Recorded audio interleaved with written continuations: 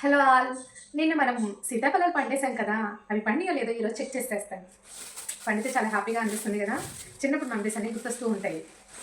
పండాయా లేవా అని చాలా డౌట్గా ఉంటుంది నాకు ఇలా తీసుకున్నప్పుడల్లా. సో ఒక్కొక్కటి చెక్ చేసేద్దాం. పండ్ల, ఇది కూడా పండ్ల పండింది. పండింది చెక్ చేసా. పండింది. వావ్, పండింది. ఒకటి పండింది. పండింది. ఇది కూడా పండింది. ఇది కూడా పండింది. ఇది రేపటికి పండుతుంది. పండింది. ఇది కూడా పండింది. పండులో ఇది కూడా పండింది. అయితే 4 పండిపోయాయి మనకి. ఇంకా కవర్ ఉంది కదా, ఆ కవర్లో కూడా చూసేద్దాం. బ్యాగ్ లో పెట్టాం కదా, అది కూడా వచ్చేసింది. దీన్ని కూడా చూసేద్దాం ఒకసారి. ఇవన్నీ పెట్టేసి